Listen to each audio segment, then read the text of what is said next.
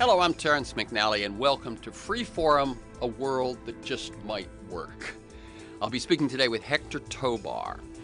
He's professor of English and Chicano-Latino Studies at the University of California, Irvine, a Pulitzer Prize-winning journalist, and the author of 6 books, and we're going to be talking about his newest, Our Migrant Souls, a meditation on race and the meanings and myths of Latino.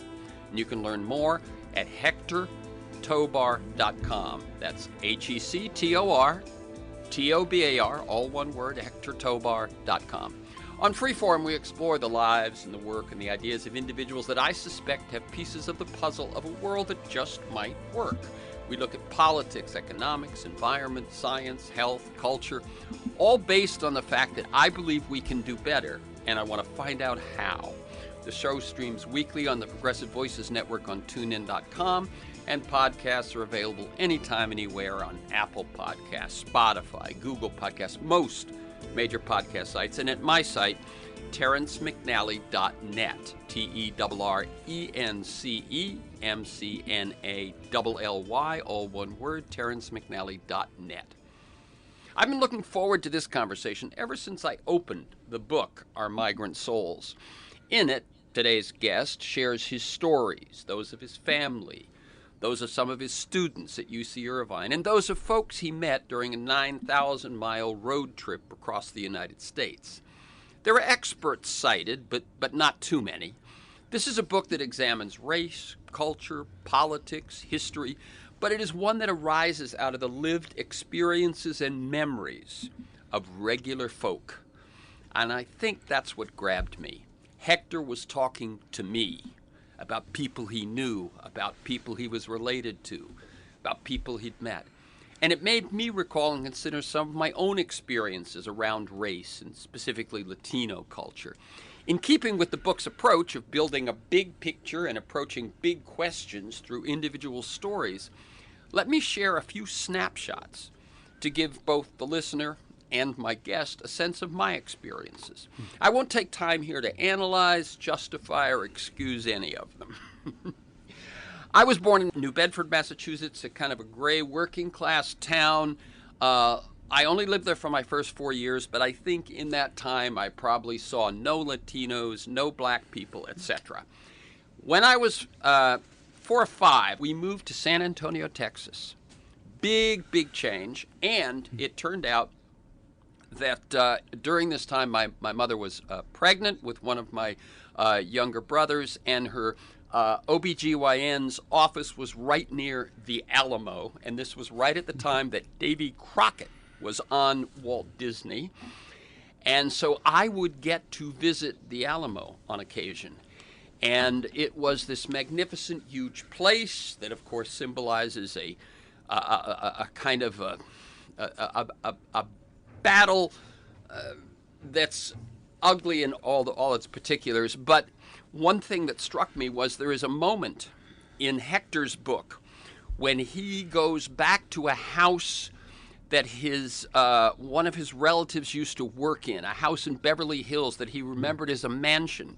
And he mentions how he went back either during or after college, and suddenly it wasn't so large. It wasn't so spectacular. It was not that at all.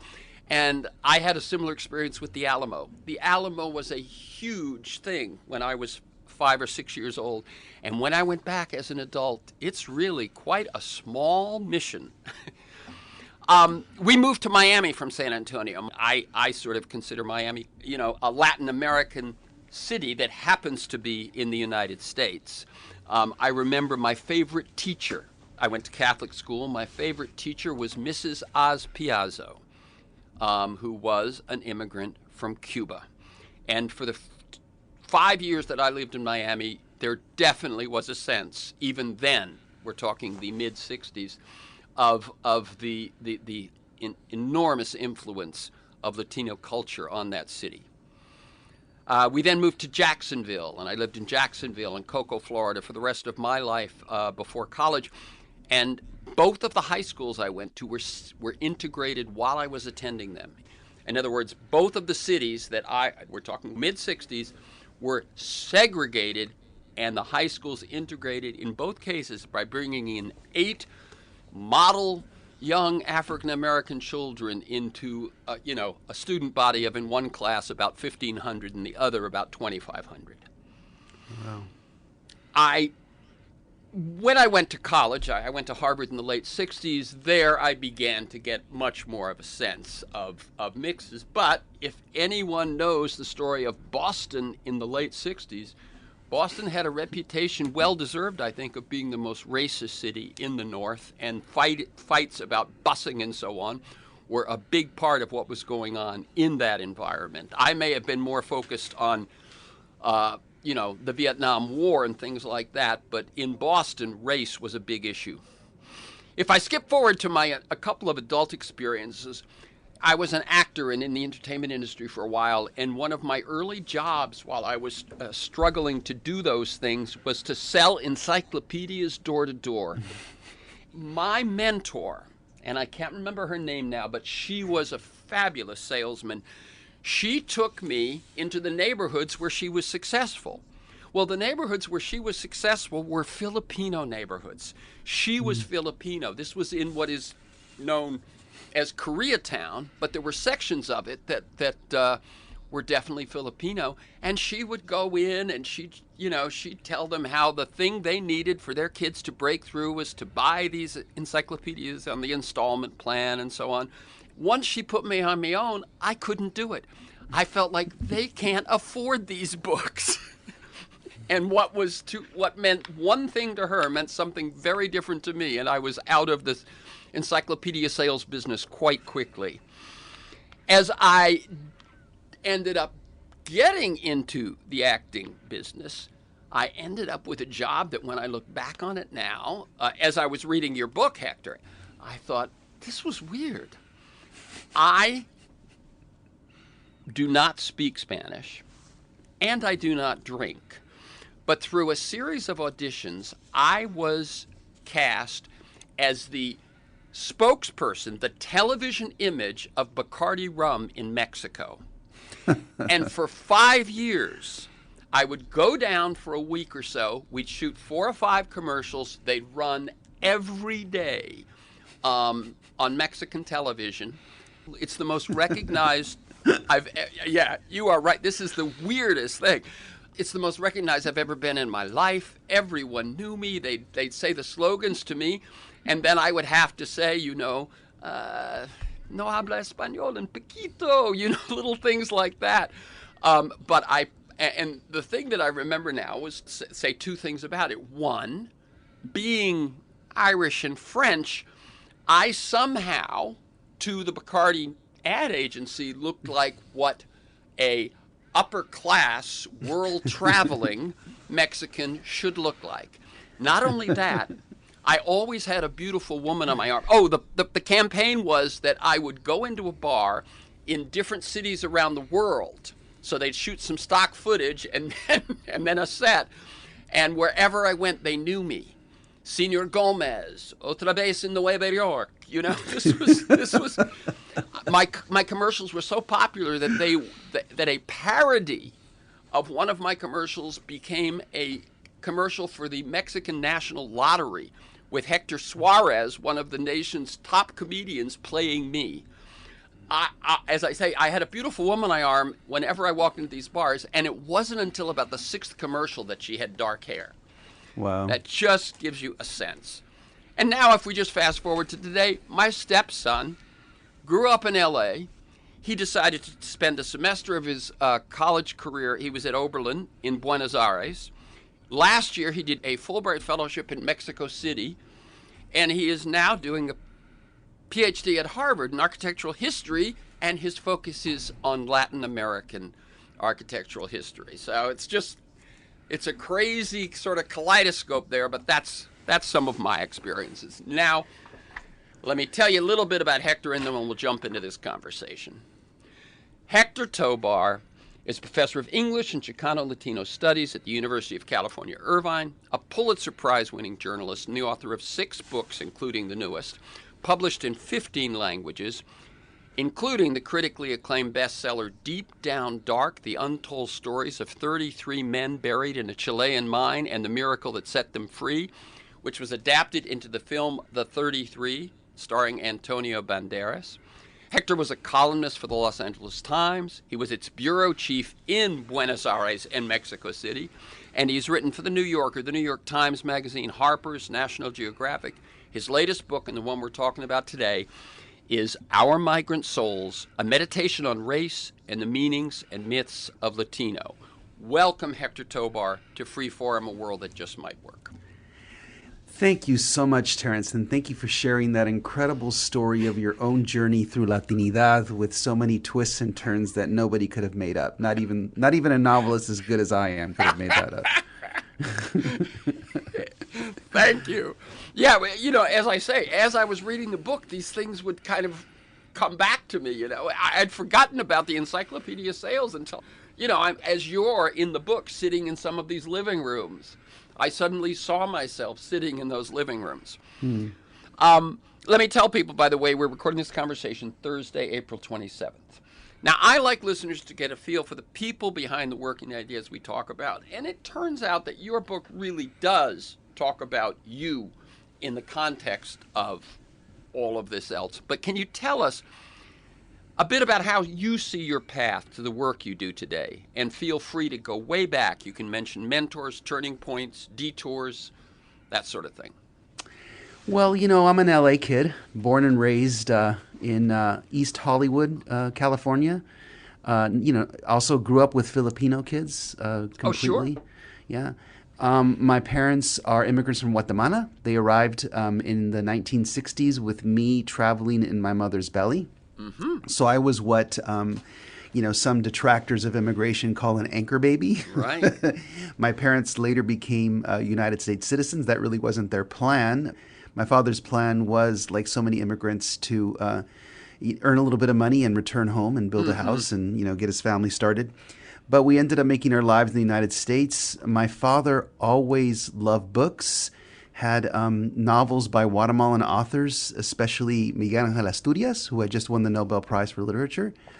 Always had these novels around the house, would take pictures of me posing in front of globes and books. You know, always told me the value of learning and education, how this country was the greatest country in the history of the world because of the opportunities that it afforded to people. I grew up in the United States when we were sending people to the moon. Some of my earliest childhood memories are of watching the moon shots with my parents, including Neil Armstrong standing on the moon. That first shot with Walter Cronkite breathlessly, you know, narrating those events. I grew up not knowing, however, that writing was a profession that you could pursue. I never met a writer in college. I was at first a pre-med major, and then through a series of accidents, I ended up working at a community newspaper and became a writer. And you know, I just like a lot of kids, I just found a lot of passion in writing about my community's history, about the city of Los Angeles. I became a reporter at the Los Angeles Times and got to tell stories for millions of people at a time. I worked at the LA Times when its circulation reached a peak of like 1.3 million. My father actually at one point delivered the LA Times, and here I was writing for the newspaper. Wow. Yeah, that was quite a circle to close. This newspaper I had grown up with, reading the sports pages, and now I was writing for its Metro section. And, you know, thoroughly enjoyed myself as a reporter, but decided that I wanted to be an artist, like you. Yep. You're an artist, right? And I decided to get an MFA in creative writing here at UC Irvine, where I'm sitting right now in my office. I got a degree in creative writing, fiction, and wrote my first novel. And just have become a professional storyteller. You know, I was someone who's a really shy kid, very bookish, only child. My parents were divorced when I was very young, and I was a very quiet and shy kid, but becoming a reporter forced me to go out into the world and knock on people's doors, just like you had to knock on doors of people for the encyclopedias. And, you know, you get invited into people's homes, and you listen, and you pay them the ultimate respect of listening to them and taking them seriously. and empathizing with them. And that became my profession. And then, writing novels also, trying to capture a little bit of what I had learned as a writer. And, the thing that I think has been a constant for me is just how much I love history, and especially United States history. One of my earlier childhood memories is of my father taking night school classes at LA City College and coming home with his U.S. history textbook for his classes. And just me inheriting this history textbook, and ever since just being fascinated with the story of all the different peoples who've come to make the United States of America, and all the different conflicts and dramas that have played out, in the 50 states and their territories. Yeah. And so, and that's what Our Migrant Souls is about. It's basically synthesizing 30, 40 years of being a professional writer and being professionally curious, and trying to make sense of what this idea of Latino means. Let me ask just a couple of questions about that path, and thank you for that, Hector. One, just to deal with the chronology, you are a reporter, and then as an adult, you go to creative writing. In other words, it isn't straight from college to creative writing? Absolutely, absolutely. I was one of those reporters with a novel in the drawer of his desk. That used to be kind of the cliche about newspaper reporters. Now newspaper reporters have screenplays in their desks. TV pitches, right. even more. TV pitches, yeah. Right. But yeah, I wanted to write a novel, so I was a reporter for 5 years and quit my job and came to UC Irvine to get an MFA in fiction writing. Wow. Let me ask you one other question about that, which is, so you've done journalism, you've done novel writing, you've done opinion, which is different from reporting. Yes. And you've done nonfiction. Any thoughts about what's more challenging, what's more rewarding, slipping from one into the other? Just anything about that, because you've done all of them at a high level. Oh, well, thank you. Nonfiction is a little easy in the sense that you're working from real life, so there's already kind of a built-in plot. What's hard about it is that you have to find out the truth, and it has to all be real. You can't make it up. Right. So, you write about somebody, you name them in the book, and if you make up something about them, well, then you're exposed as a fraud, right? And you're thrown out of paradise, and you no longer write again.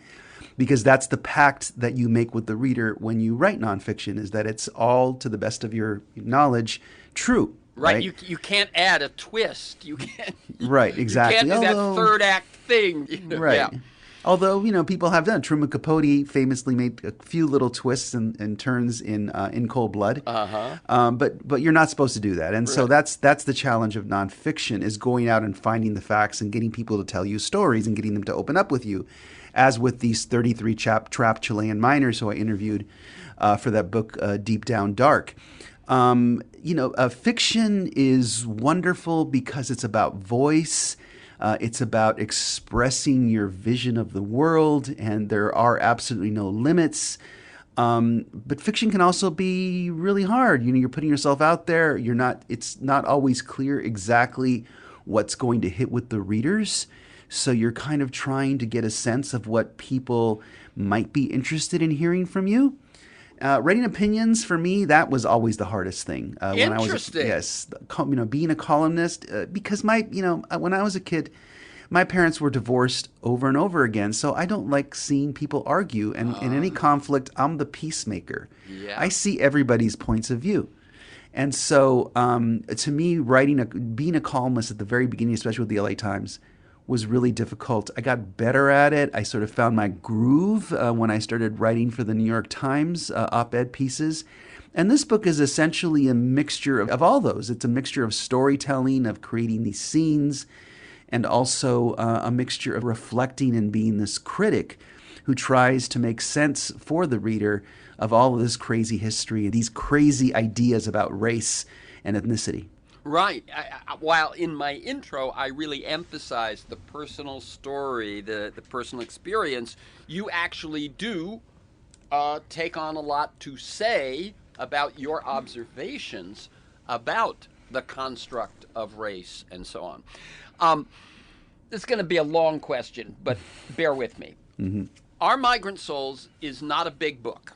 It's a hardback, but it's not the 6.5 by 9.5, which is what most publishers send me. It's the slightly smaller 5.5 by 8.5. It's only 244 pages, but it covers a lot of ground. Literally, whether measured by the 9,000 miles you travel on your cross-country trip, or the many countries of the South whose stories you touch on as you explore people's histories and roots. But it also covers, as I say, culture, history, politics, all of this. I see it as consisting of 3 parts. Part 1, you call Our Country. Part 2, you call Our Journeys Home. I'm going to hand it over to you in a second. You can tell people what makes up those 2. And then what I would call conclusions. In the last couple of chapters, you kind of draw it all together. It was also written in several parts with several sponsors, including the Radcliffe Institute at Harvard, the New Yorker, the New York Times, Harper's. And I suspect an interesting way to approach talking about it is for you to tell us about your writing process. For me, reading the acknowledgments where you lay out how it was funded and published first as separate articles and essays and then gathered and framed into this book was revealing to me of how a writer goes about getting something written and published, the mix of art and commerce that is writing a book today. So I'm curious, how much did you map out the process? How much was it an improvisation that grew into a book?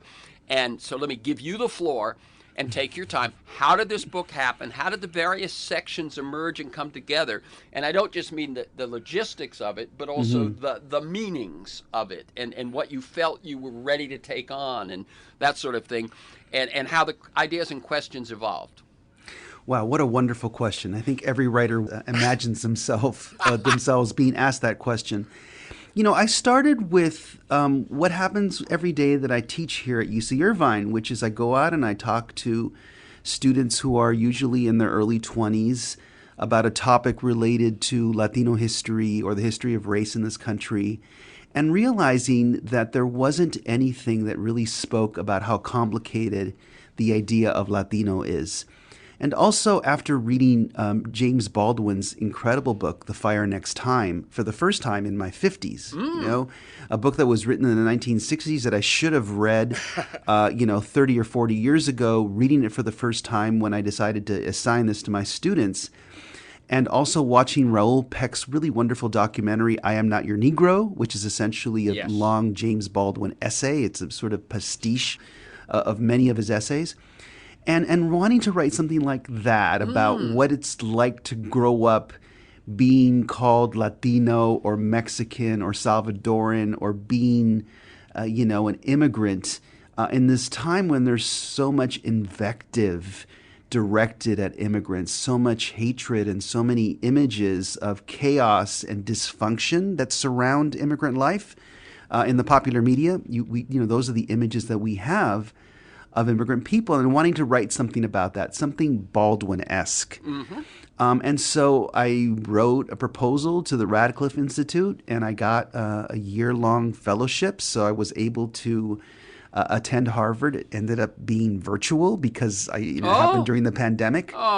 So for 9 months, I went to Harvard on Zoom, which was a lot of fun. I did get to go there later afterwards for a summer and spend several weeks there in Cambridge. What a wonderful experience. And so I began to write, and I began with these different ideas, chunks of ideas I'd written in different places. The story that I wrote for the New Yorker about living next to James Earl Ray in Hollywood, James Earl Ray, the assassin of Martin Luther King, where I tried to work out how it was that I first learned about racism and that racism existed. You know, like a lot of kids, I grew up protected. My parents tried to protect me from any notion that there were people who hated me or might hate me because I was brown or, a foreigner or an alien. And so in that one piece of the New Yorker, I had described my living next to James Earl Ray and learning about the history of his life and how I learned about racism as a kid growing up. And so I began to by the way, let me just cut in for a second and say, you do mean literally next to. It Yes. was like across your fence was his apartment building. I mean, is that? Yes, exactly. I got out old, 1960s insurance maps of East Hollywood just to confirm that my apartment where I lived has since been knocked down and redeveloped, where it wasn't precisely in relation to James Earl Ray's apartment building, which still stands. There's no marker there or anything, but you can find it with the address. So yeah, I literally lived next door to this assassin, James Earl Ray, and I had discovered that because I'm an obsessive reader of U.S. history, and so I began to weave all these things together and to try to find a way to make them feel all like one book and not like a collection of essays. And at the same time, my wife, who's a historian, teaches at UCLA. She had been teaching a course on whiteness. This is a subject now that is taught at many universities. What's the history of the concept of the word white? Where does that come from? How was it constructed?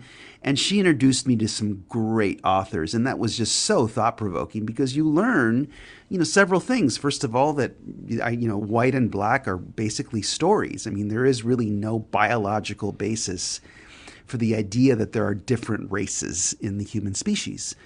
And just learning the way white and black were constructed, I began to think about the way Latino was constructed. Sure. And reading a lot about the history of immigration ideas in this country, about all the discrimination and invective that was directed at your ancestors. Oh, right? yes, Right. Vermin. Right. Vermin. Right. Yes. At the Irish and the Germans and everyone else, and learning how this country has always made use of the labor of people perceived as outsiders and invented categories, beginning with black, all the way down to alien, the illegal alien. So let me tell you, folks, this is Freeform, a world that just might work. I'm Terrence McNally, speaking today with Hector Tobar, professor of English and Chicano-Latino Studies at the University of California, Irvine, a Pulitzer Prize-winning journalist and the author of 6 books. And we're talking about his newest, Our Migrant Souls, a meditation on race and the meanings and myths of Latino. And you can learn more at HECTOR-TOBAR.com. HECTOR TOBAR, Hector Tobar, one word.com. So, Hector, you developed this first section from the stories that you learned from your students. Did that already exist, or did that kind of come together to fit with these other sections of the book that you talked about? Where did that come from? And then also, who are your students? Yeah, really one of the great things about being a professor is that you're, from one year to the next, you're always in contact with 20-year-olds. You get older, you become, you get in your 30s, your 40s, your 50s, you approach 60, and you're always in contact with 21-year-olds. And so you're always learning about the way the world looks to young people.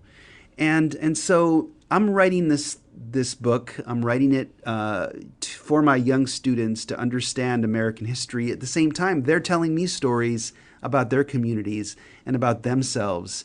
And I just realized, many truths that were not immediately obvious to me. And number one is how much people hurt inside. Your average son of a Mexican immigrant or daughter of a Central American immigrant, or your average young person who crossed when they were 3 or 4 years old and has grown up as an undocumented person in the United States, they're carrying a lot of stuff on their shoulders. They're carrying a sense of themselves as broken, as demeaned by the larger culture. And so, there's this hurt there. And I just really felt a need to address it. And so the book evolved more and more into a direct address to those students, speaking to them and telling them, look, you think you're messed up. You think your family has been broken, right, by this wall that's been constructed between the two halves of your family. But in fact, it's this country's tradition to break people of color, to break people, from migrant backgrounds and make them feel like that. And it's part of this process by which a caste is created, right?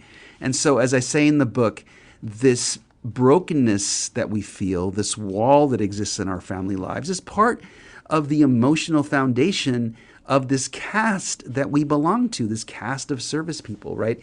The United States profits from the labor, the low-paid labor of Latino people, of immigrant people, and it profits from keeping those people down, for making them feel lousy about themselves.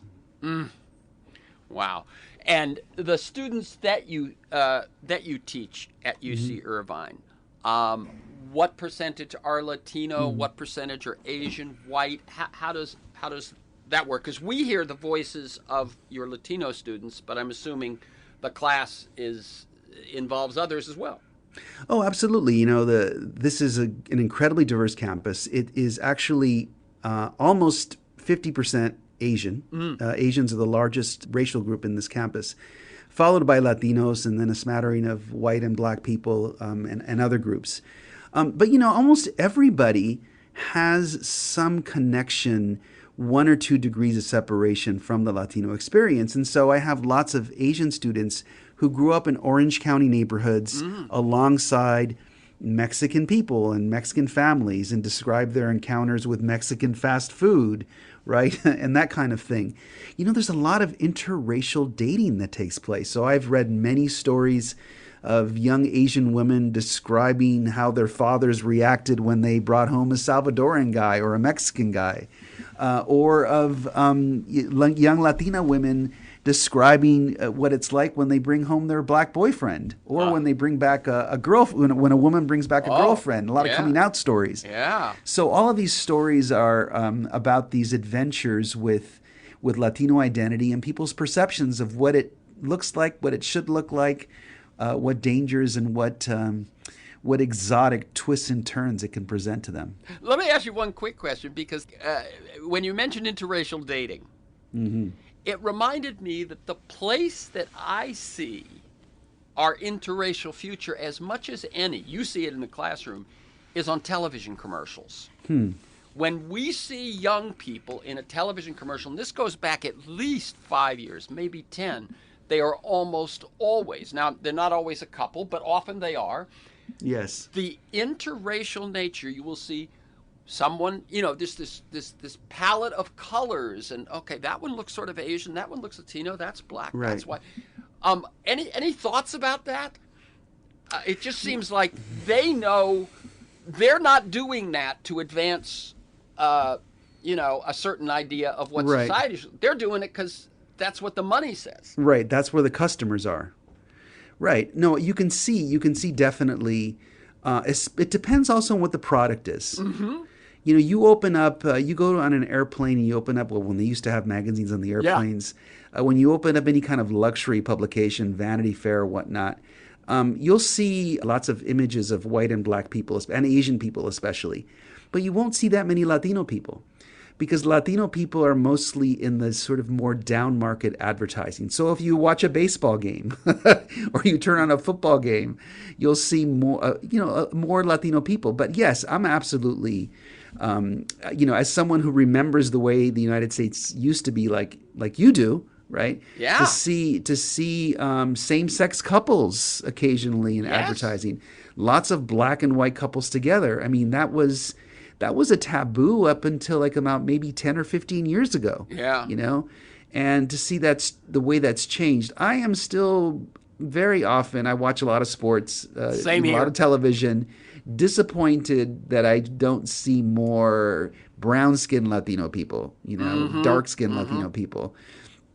And I just think that there's lots of notions that link that kind of person in the popular imagination with working class people, with people who don't have a lot of money. And so, if you really want to see a lot of Latino people in advertising, you have to turn on Spanish language television or watch a soccer game. Watch a soccer game. Right, exactly. yeah. I watch more sports than anything else, and so they are catering to the young, and so. But you are right. The darker skinned Latino is a rare breed. Let me mention a book that I was certainly reminded of as I was reading yours, which is Greg Grandin wrote a book called The End of the Myth, From the Frontier to the Border Wall. And he reminds us that ever since this nation's inception, one of our great myths, the idea of an open and ever-expanding frontier, was central to American identity. a future of endless promise. It laid the foundation for the U.S.'s belief that it is exceptional, democratic, individualistic, forward-looking. And he points out that today, it's no longer the frontier. The new symbol is the border wall, a monument to the closing of the frontier. And then to quote him, a symbol of a nation that used to believe it had escaped history, but now finds itself trapped by history, and of a people who used to think they were captains of the future, but now are prisoners of the past. Those arguments about the frontier and the border and the wall are all very familiar to me and sound very much like the arguments that I make in my book, which are essentially that the frontier always represented this idea of the dangers at the edge of white civilization. And this myth that Anglo-Saxon people came to the United States, came to North America to build a civilization where the natives were part of the landscape, right? And the dangers of Native American people, represented in westerns, were something that that Americans had to protect themselves against with weapons and with armies and with sheriffs and whatnot. And today, that image of the dangerous outsider has transformed from being the Native American brave who's attacking the wagon train to being the cartel operative, right? Mm-hmm. Who is smuggling fentanyl into the United States, or who is wreaking havoc on Walter White and Breaking Bad in Albuquerque, right? Those images of Latino people, of Latino men especially, as dangerous outsiders and aliens is essentially the dominant image of American media, in the American media, of Latino people. And that, so the border and the idea of this dangerous horde on the other side of it really is related to that whole frontier myth. At the same time, the wall itself is merely the latest instrument in many designed to protect the perceived whiteness and the perceived cultural integrity of the United States as a white Anglo-Saxon country, going back to the Chinese Exclusion Act, right, which is put forward in the United States to keep the Chinese workers out because there's too many Chinese workers in the West, to the 1925 immigration reform designed to keep out your ancestors, right, the Irish and the Jews and other Southern Europeans, put very strict quotas on immigration from these regions that were seen as dangerous. There were too many people of Eastern European and Southern European descent, especially in the United States, in the eyes of the people who put through this 1925 immigration reform. So yeah, there's a definite constant between the frontier and the border wall and ideas of what the country should look like. Let me ask you now, since really much of your book is a tapestry of stories, stories of your students, their families, their history, stories of the people you met in your road trip. Can you share a couple of stories so people get the taste, the flavor of who they'll meet? I'm remembering in the course of my reporting, I met 3 different DACA recipients. So DACA is this status that you get when you're undocumented. The United States has decided, okay, we're not going to try to deport you. We're going to give you this status where you get a social security number, but you're still kind of undocumented, right? And I met these 3 different young women who are DACA recipients, and they had these incredible stories to tell. One had actually been in immigration detention when she was younger, when she was 13. And now she's like 30. And she told this incredible story of the lesson that she learned from the day that she was in immigration detention. And the lesson that she learned was that this system isn't so much concerned with whether or not she's in the United States. It just seemed to be designed to humiliate her. And she sort of took the lesson of that from her experience that day. And the second person was this woman who went to Harvard. She's undocumented, got DACA, wow, but still is an undocumented immigrant in the eyes of the law. She goes and gets a PhD at Harvard, and while she is working on her PhD, writing her dissertation. She comes home to California, and she takes these routine trips to the border wall just to see it, because it's been this, this dividing obstacle in her life. She can't travel back to Mexico. All of her friends are constantly afraid that she'll be deported, that they'll be deported back to Mexico. And so once she gets DACA, she goes and she, visits it frequently, just to get rid of the fear.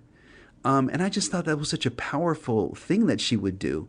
And the third is this young woman who got pregnant at an early age when she was still a teenager, had a child, was abused really by the father of her child, who threatened to call immigration on her when she didn't, behave, or when she did something he didn't like, and who yet, manages to escape him when she gets her DACA status, and is someone who reminded me so much of my own parents, living in a box apartment somewhere in Southern California, trying to impart education to her children, also with dreams of being a writer, with Neruda poetry on the shelves of her in her little shoebox apartment in California. And so, those three women, all of them still undocumented in the eyes of the law, and all of them still fighting for their families and for their sense of their own dignity in this country. Yeah, and I recall in that last one you were speaking of, that you say as you sat talking to her in that apartment, you were brought back to your own apartment, that where your family had lived when they had first come here and you had first been born. I just thought that was, I could just imagine that you're sitting there and suddenly 40 years have gone away and you're back home.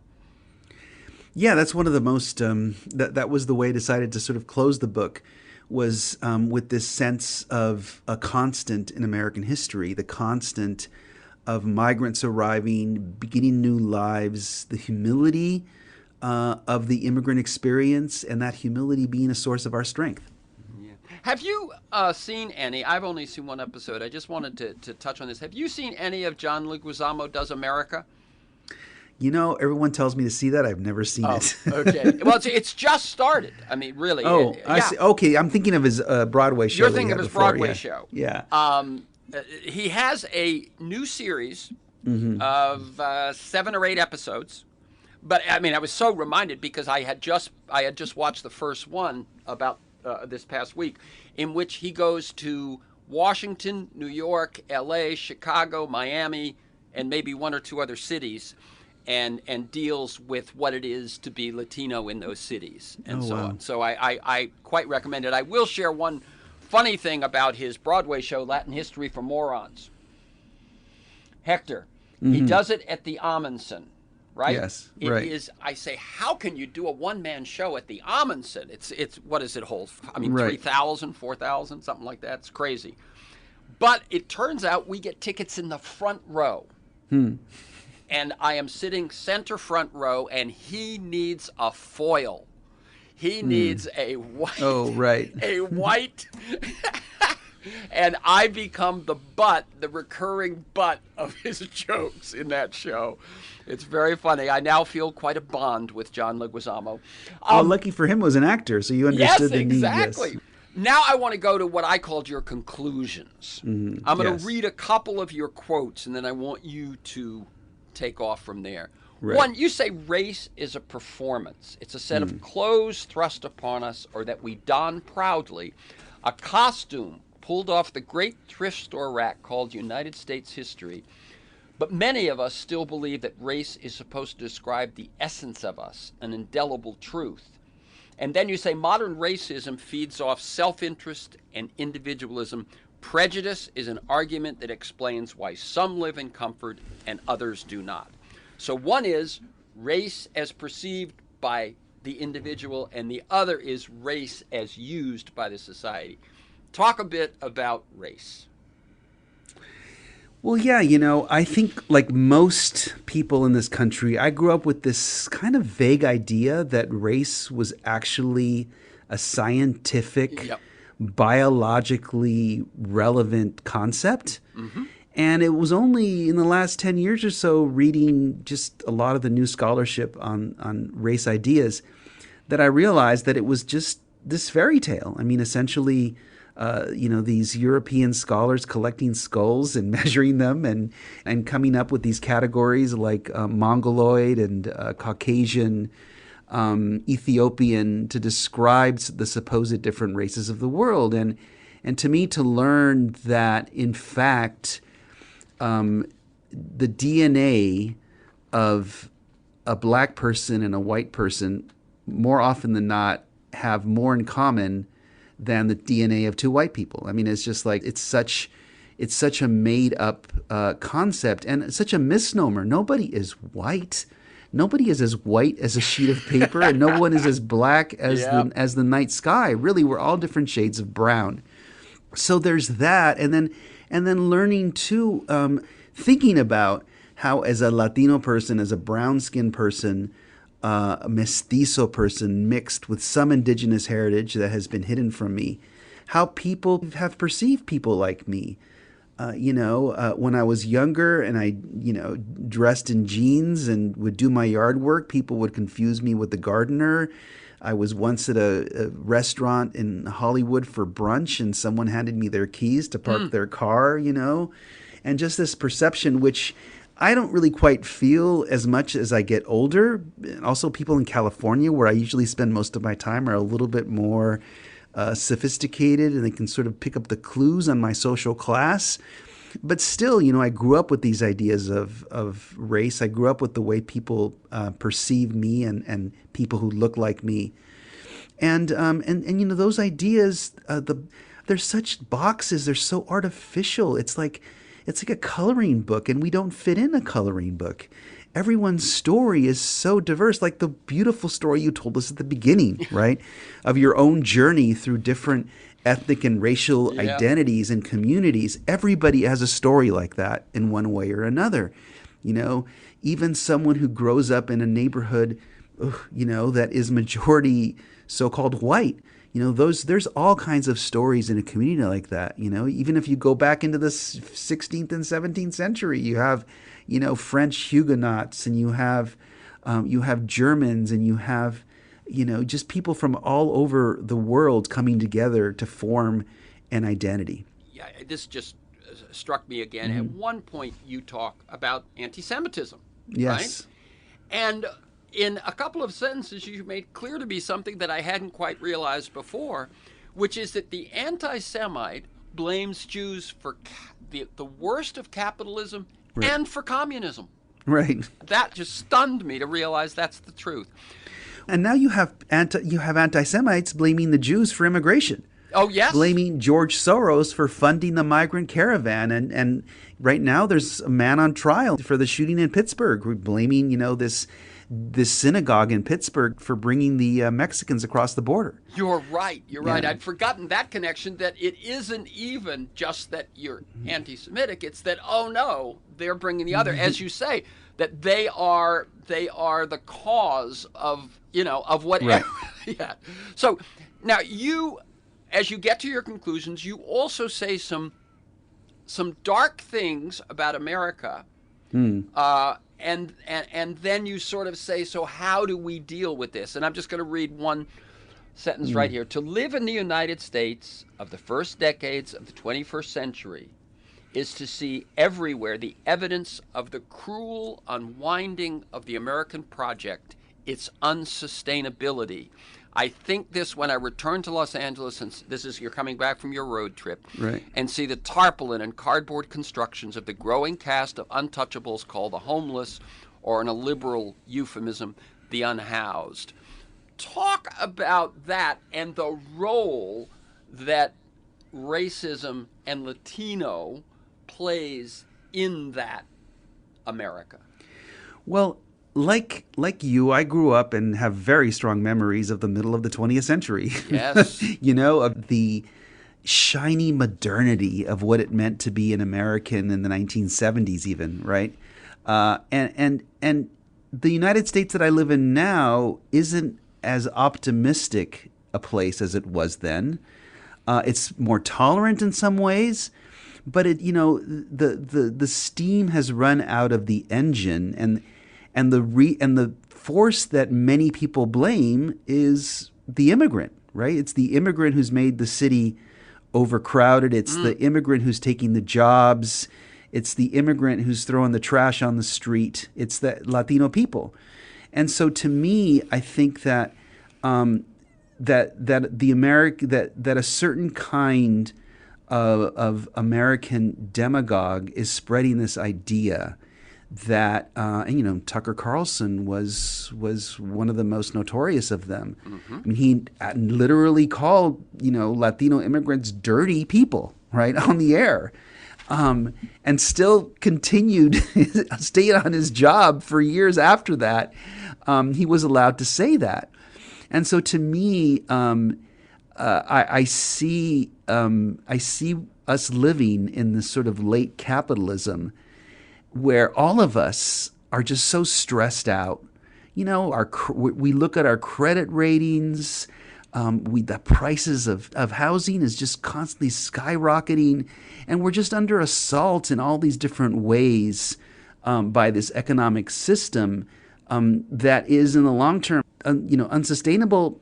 We cannot continue building suburbs right across the planet. We all know that now because of climate change. Right. And so the excesses, because we lived through a time of excess. I mean, we lived through a time with leaded gasoline and smog alerts in Southern California.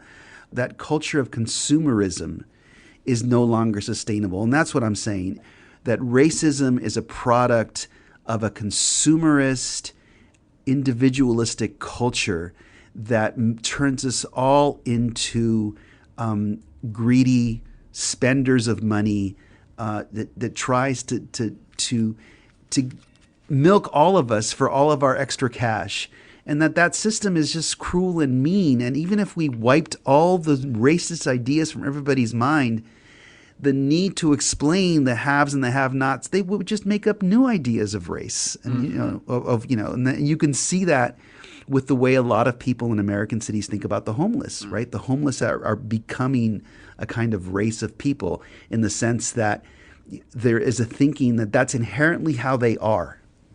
That's what race means. Right. It means very that good. Very good way you put that together. Yeah. In other words, what defines a race is, that's just an X. That's just a Y. That's just the way they are. Right.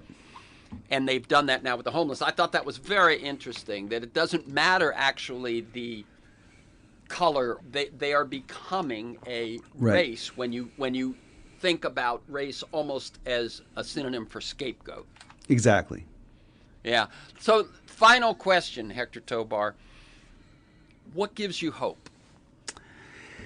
What gives me hope is being a teacher and being constantly exposed to the energy and the idealism and the hard work of young people, of young people who many times have been through some traumatic experiences and yet managed to do something as bold and brave as getting themselves into a university and to pursue a degree.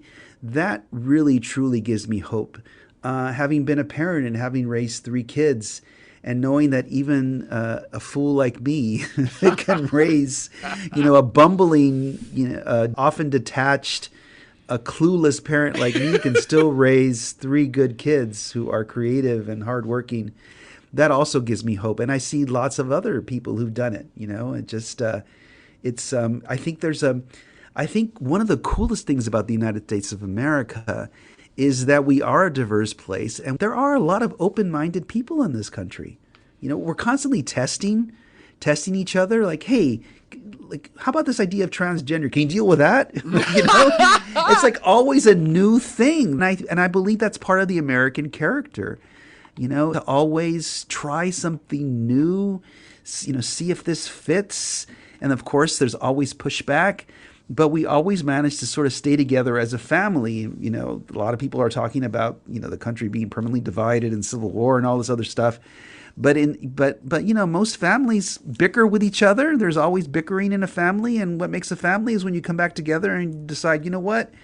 I don't really like you all the time, but you're still my brother. You're still my sister. We're still family. And I think that is part of what United States history is. It's about a family that's having these horrible arguments, but always pulls itself back together again.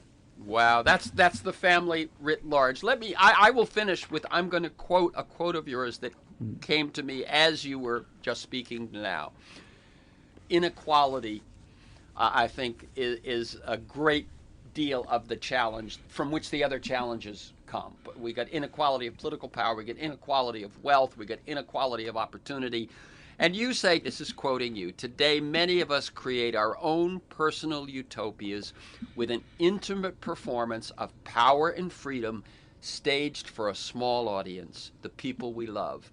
A young mother goes to work. She raises her children with a sense of themselves and of their family and neighbors as hardworking, honorable souls. And it's kind of from that, from millions of those, that a future can come. Yes, absolutely. It's just that that space that mothers and fathers create every day, feeding their kids, and that daily labor of just supporting family and getting people to work every day. That's part of what makes this country great. Great. Okay, we're going to bring it to a close. The new book is Our Migrant Souls, a meditation on race and the meanings and myths of Latino. The website to learn more is HECTOR.com. HECTOR, one word.com. For this conversation and many others, interviews and articles, to join me in pursuit of a world that just might work, go to TerenceMcNally.net or aworldthatjustmightwork.com. They're the same website. If you want to receive my weekly email announcement telling you who's going to be on, what we're going to talk about, and usually links to 10 articles to flesh out the conversation, sign up at my site or email me at temcnally, TEMCNALLY, @mac.com. And you can find years archives of podcasts at my site and at Apple Podcasts, at Google Podcasts, all over the web. Van Jones, Connie Rice, Naomi Klein, Bill McKibben, Greg Boyle, George Packer. You can also follow me on Twitter at McNally Terrence. Thanks to Kiana Williams in production, George Vasilopoulos at Progressive Voices, and most of all to you, my listeners. Please share this podcast widely. And finally, thank you, Hector Tobar. Keep up your good work. Thanks so much for having me.